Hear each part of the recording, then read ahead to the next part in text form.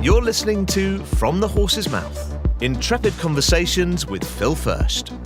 Ready to meet the disruptors who are guiding us to the new great utopia by reshaping our world and pushing past corporate spin for honest conversations about the future impact of current and emerging technologies? Tune in now.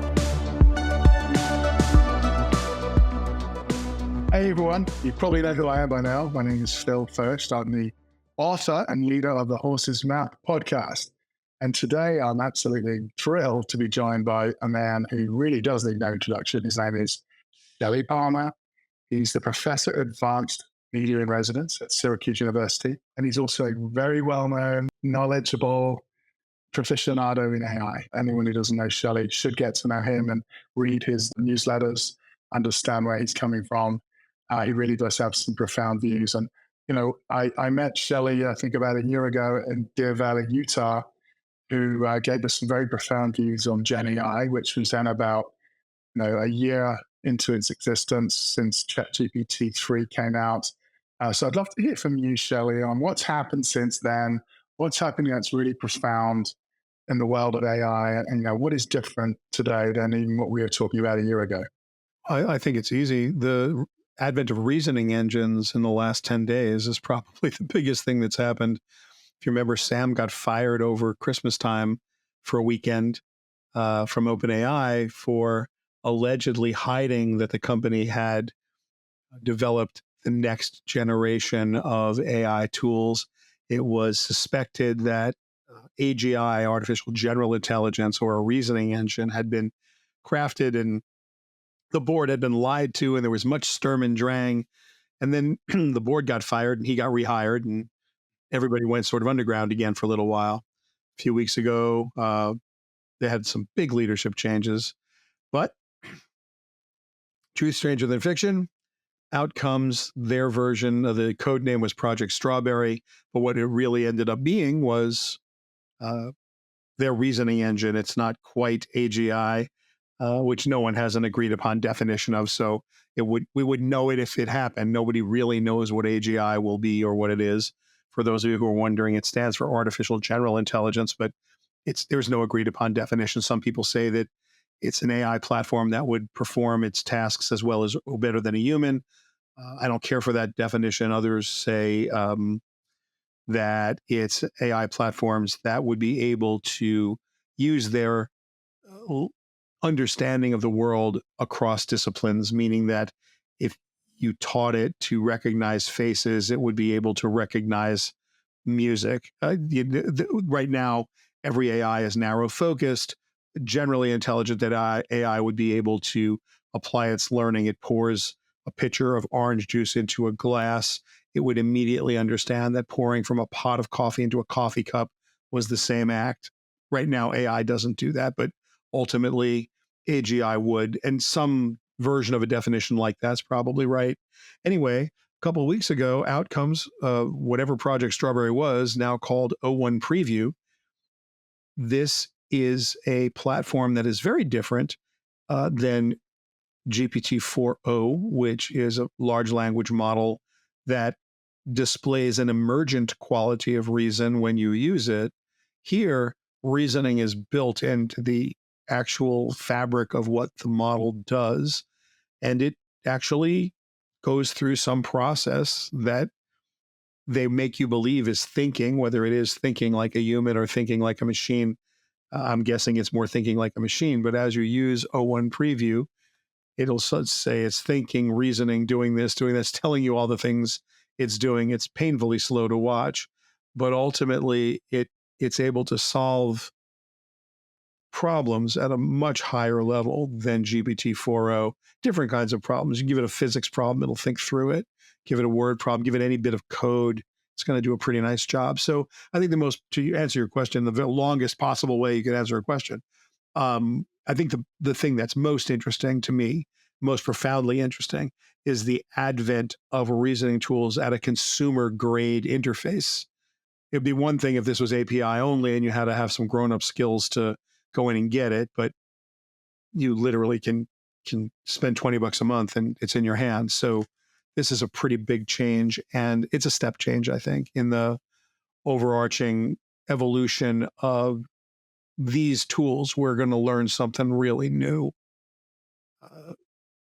And I think whatever's next, and my guess is that's going to be video, will be equally as profound. Sometime in Q4 of 24 or Q1 of 25, we're going to see text to video for real in a way that's meaningful. And that will be the beginning of a completely new era of human communication and different behaviors on social than we've seen before.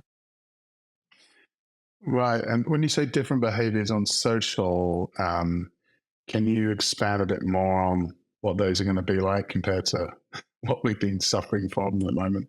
Well, I don't know that my prediction will be any more spectacular than anyone else's. Or what I mean by spectacular is that I think I'm going to fall short of a good description, because I think what really happens will be spectacular. But my guess, if feet to the fire, months before it launches, right now we're in a world of deep fakes and misinformation and bots that propagate misinformation, weaponized words and weaponized communication.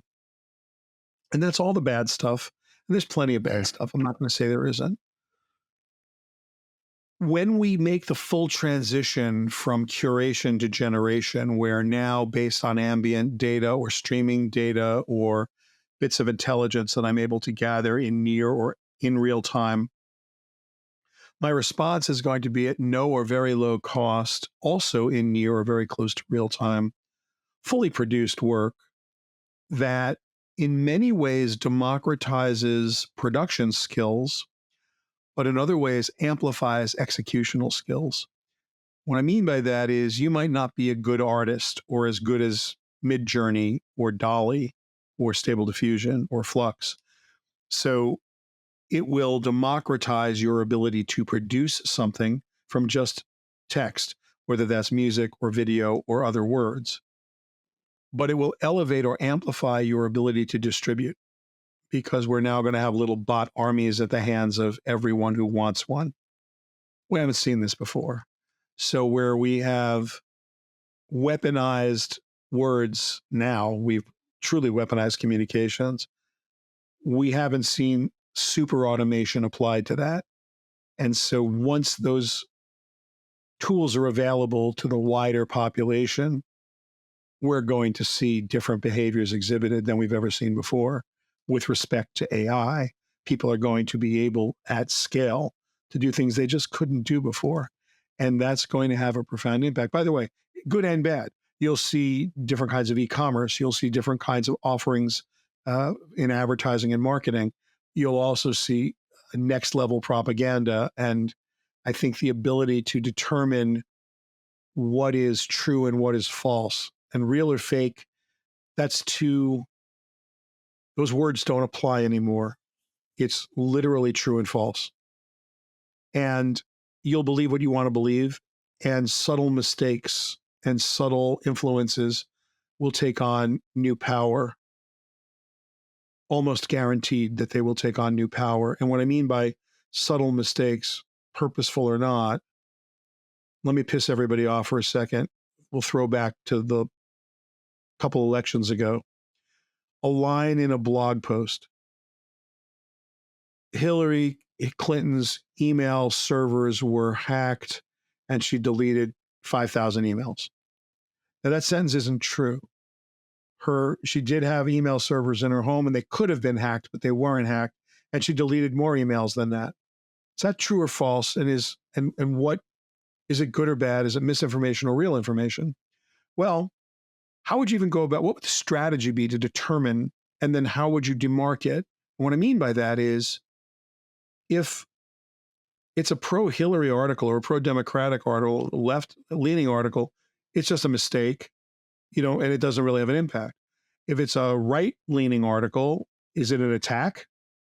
Only part of the sentence is incorrect. And is it this topic sentence and the thesis of the article, Or is it the fifth paragraph down and it's just supporting some other assertion? Do you highlight it and say this is incorrect? Do you delete the article? Do you flag the article? Like, what is it you would, if, assuming you had the technology to figure out that sentence in a 1,300 word article, what would you do with the knowledge if you had it? And who would be empowered to do it? So those kinds of factual errors are hallucinations that would not be picked up by people who didn't know or who wanted to believe, which means they'll be propagated.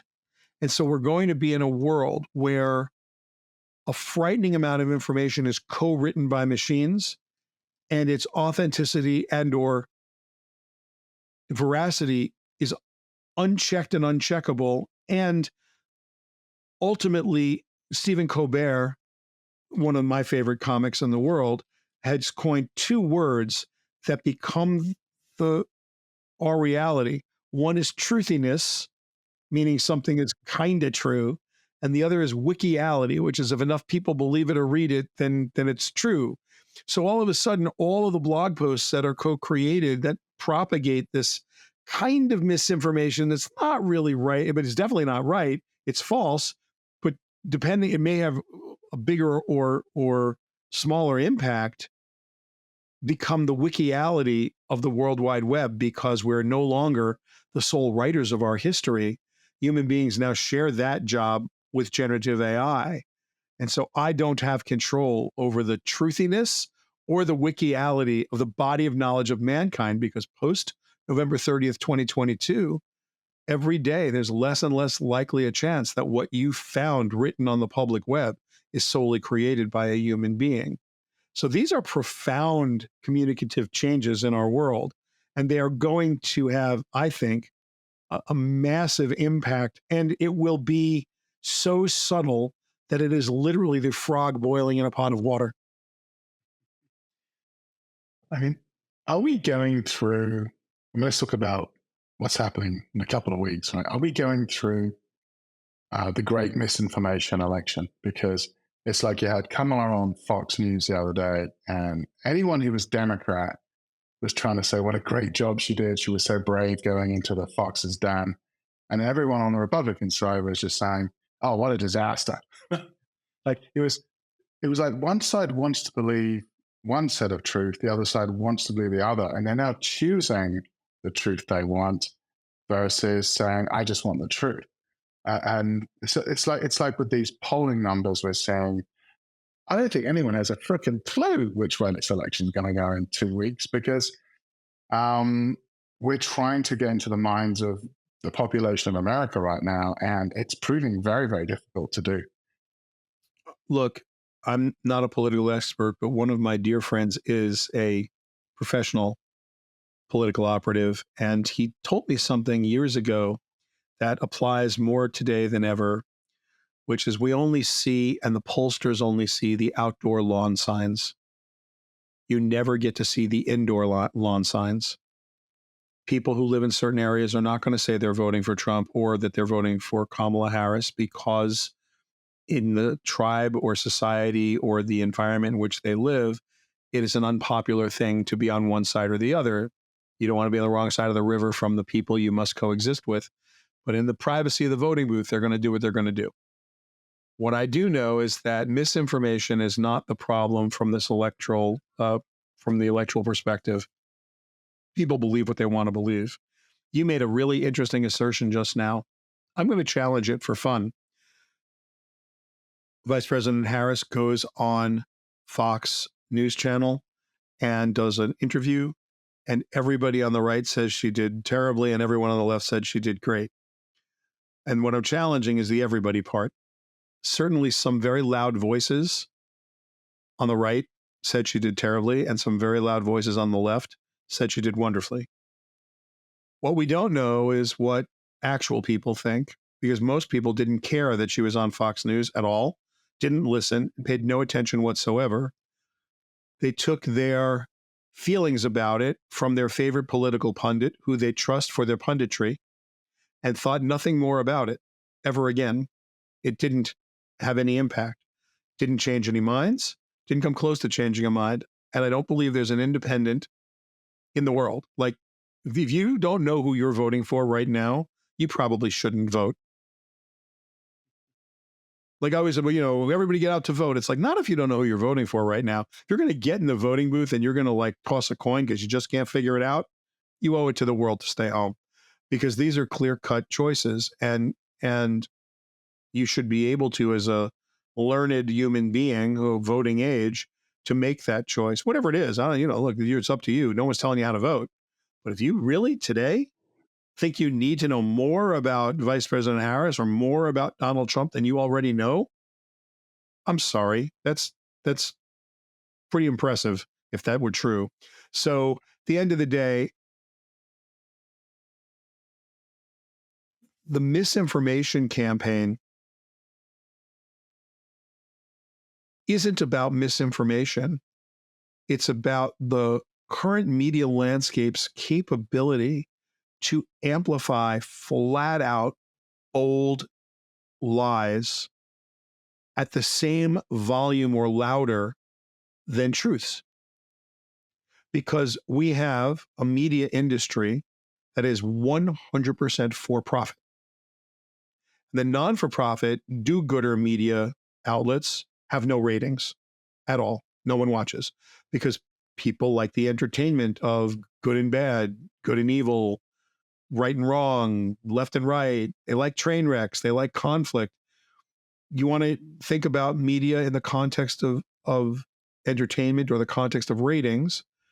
So a bunch of left-leaning people get together to talk about climate change, and they put together a 6-person panel. And it starts like this: climate change is terrible. Yes, global warming is bad. And it's getting warmer out. Yeah, it's been getting warmer. It's so warm now. Yeah, the weather cycles are really vicious because, heat makes for a strong hurricane. You're asleep. You're already sleeping. Like, you are done with this. I get it. You guys want to fix it. You got some solutions. Let's think about the way that a right-leaning entertainment-based for-profit network, who I will not name, might present the same topic.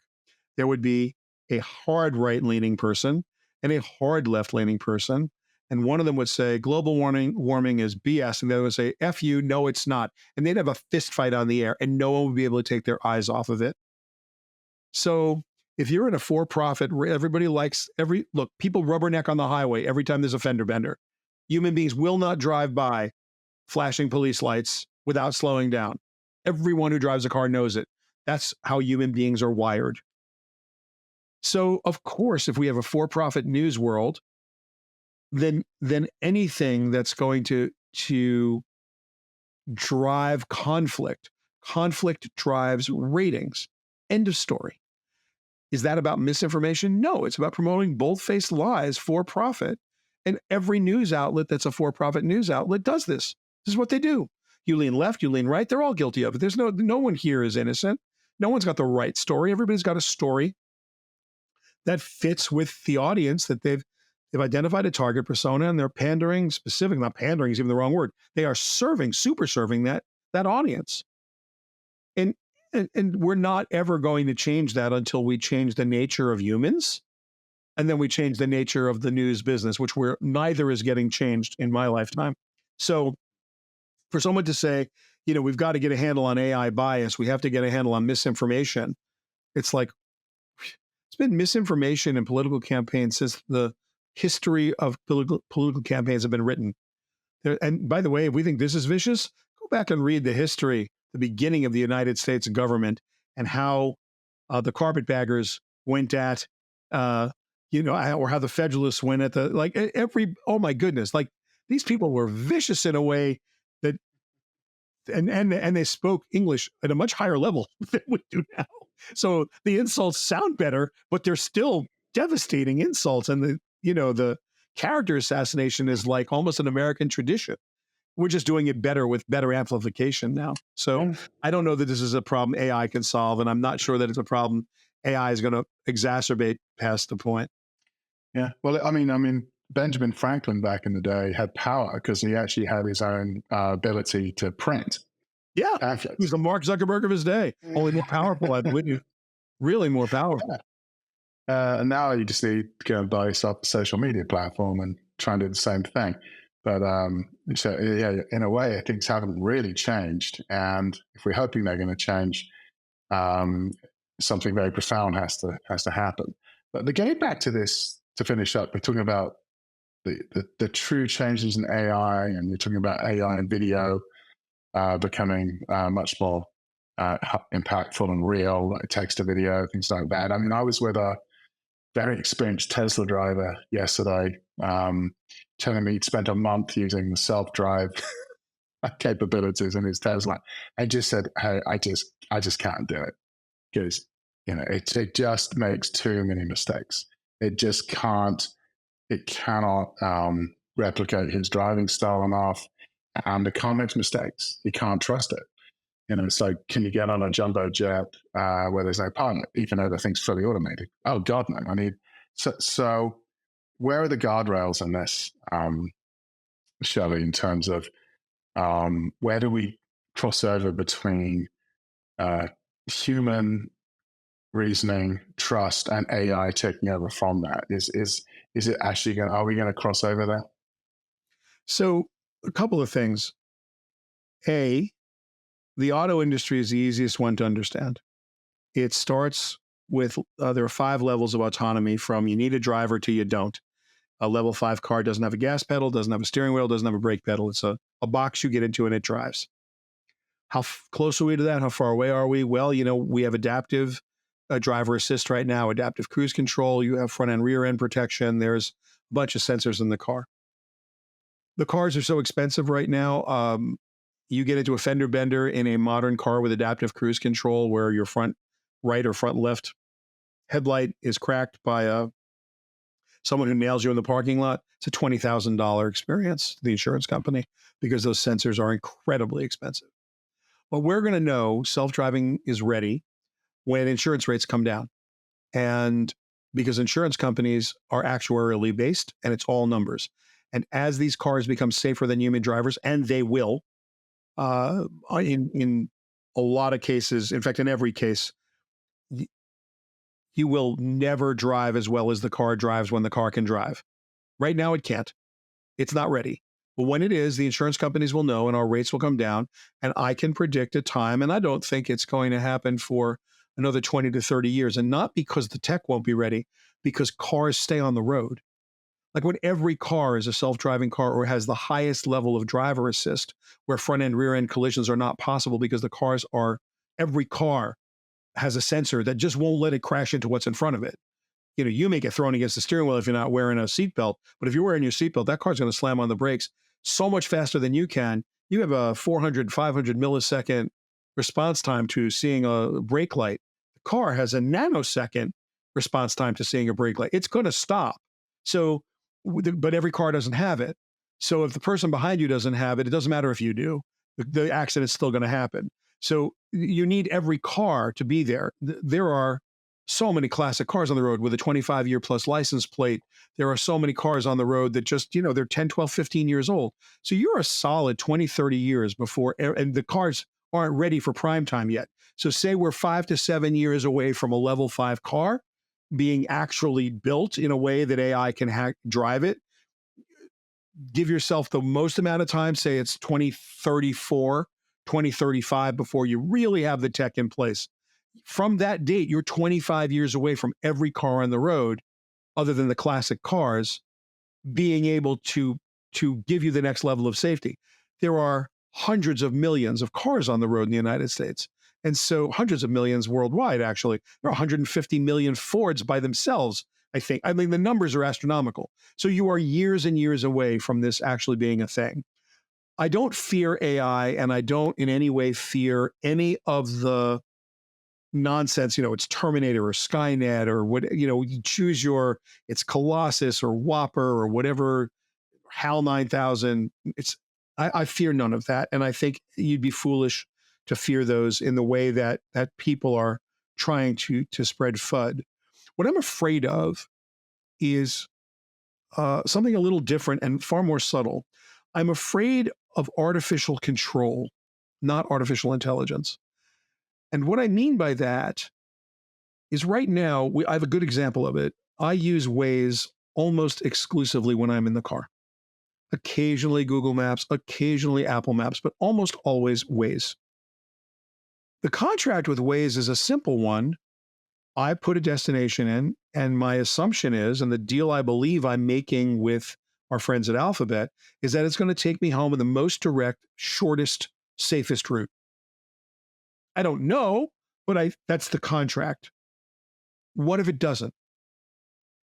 What if it takes me on a circuitous route? What if it takes me past a dealer or a shopping mall or a fast food restaurant that has paid them to make sure that I drive past that restaurant? What if they are controlling me without my knowledge? Now multiply that level of agentic tool, because this is an agent, right? I'm giving it agency. I'm allowing it to plan my route home. Siri is about to not suck. They're about in 18.1, iOS 18.1, or I would assume 18.2. We're going to see an agentic Siri where you could take a picture. The example Apple uses is take a picture of your mom and you say to Siri, enhance this picture and text it to mom. Well, that's really 3 apps. That's your camera app you're going to open it, you're going to enhance it, then you're going to send it over to, you're going to take it out of photographs and you're going to move it to the message app, and then you're going to text it. Siri would be literally doing work for you. So across the tools in your iPhone, expand that out. It's watching you behave. So now your iPhone, which has your PII, your PHI, and your payment info in Apple Wallet, it's got my health information for my watch.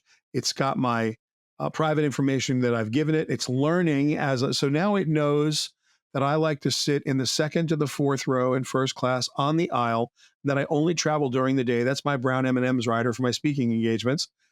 It's going to start booking directly with the airlines and hotels for me. And if I let it spend the money, it's going to actually it'll make the resi and do the deal. How does that change my behavior? How does that change marketing? How does that change this idea of what's in control of my life? So I'm no longer my sole agent. I have sort of given myself to some level of artificial control. Where's that line? That is the far more interesting line to me, because I think I'd know if the self-driving car wasn't good enough. I'm fairly sure that I'd know enough not to get in it, not to let it drive for me. I would keep my hands nearer on the steering wheel. But I wouldn't know that Waze was messing with me. I wouldn't know that iOS is messing with me, and I would have ceded control. So now all of us are artificially controlled by these tools that we think are doing work in our best interest, that we think are acting as agents for us. But are they? And I actually wonder what that future looks like, much more than I ever wonder about, would an autopilot be okay to fly the plane? Autopilots fly the plane now. The difference between an autopilot, and this is profound though, and I think it's worth discussing for 1 second. When you have an autopilot in a big airplane, like a 777, like one of those monster airplanes that require a big crew, there's still a steering wheel, there's still all the controls, and there's still people in that cockpit that can, if the autopilot fails or if they turn it off, they can fly the plane and land it. What we're talking about is much more akin to like algo trading, where a massive AI platform is taking in cultural insights, streaming data, real-time data, ambient data, cross-referencing it with every piece of financial information that's ever been gathered in its storage. And it is making, and then it's sitting as close to the exchange as possible, literally physically, so that inside of nanoseconds, it can make a trade on your behalf and tax loss harvest in the right way and do what it's supposed to do. When that misbehaves or isn't profitable or isn't acting as expected, you can't like say, wait a minute, I'll take over now. And you press a button and now you're driving. You just have to shut the model down, recalibrate it, put it back up and see if it meets the hypothesis or if it meets the objectives that you given it. And if it doesn't, you'll take it down again, recalibrate and put it back up. That's really what AI is in our world. We won't have an autopilot to turn on and off. What I fear is that we will have allowed control to tools that are meant to be our agents to have enough control where we won't even notice what we are no longer doing. That to me is a fascinating outcome. And you see it when people use products like Waze right now. Nobody's turning around going, I don't know, is that the right route? It's true. Very true. I mean, we can look at all the furore around the days of Facebook and Google 10 years ago, and they went to the Senate. What? I think it's the same thing, just exacerbating itself in more and more different ways and forms, pardon the pun. So, sure. Well, you've certainly given a lot of school for thought on where this is heading, Shelly. This text to video, the reality of where we're going, this AGI conversation, where it all ends up, I feel, is, as you said, probably focused a bit more on how much does AI control us versus how much do we control it, right? Yeah. There's a wonderful book called Guns, Germs, and Steel by Jared Diamond. And one of the early questions, it's an anthropology book, and it's kind of a study of prehistory. And I loved this book. It asks a question: did we domesticate wheat, or did wheat domesticate us? Wheat is now the most successful grain on the planet. Once we stopped being hunter-gatherers and we became farmers, we started to farm wheat. Well, we had to build farms. Then we had to build areas to protect, villages to protect the farms. Then we had to build weapons to protect the people who wanted our food. And wheat thrived because we domesticated it. But did we? Or did the DNA of wheat domesticate us? It's a fabulous, like, chicken and egg conversation to have. And I love the analogy to all technology. Did we train smartphones, or did smartphones train us? Because we live a different world now that we have mobile phones. And so are we training AI, or is AI training us? And the answer is it's going in two directions. Certainly we are training AI, but without question, our behaviors are forever changed and will be forever changed because of this tool set. And so we have always adapted and been adapted by our technologies, and this is not going to change. The difference is that AI, for all intents and purposes, is intelligence decoupled from consciousness. And we've never shared the planet with another intelligence before. Now we are. And so as it helps us reshape our behaviors and we help reshape its behaviors, we have to be prepared for the changes that are likely to come through that interaction. And I think as long as we're talking about it, we're in a good place to sort of properly adapt. Those who are not willing to think deeply about our responsibility as we interact with intelligence decoupled from consciousness, or intelligence decoupled from humanity, are going to pay a price.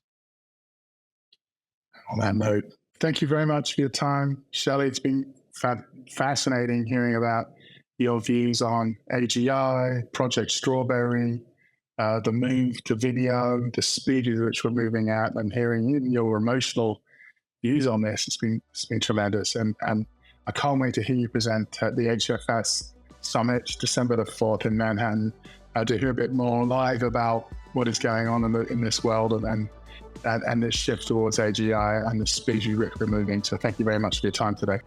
Look forward to it. Thanks so much.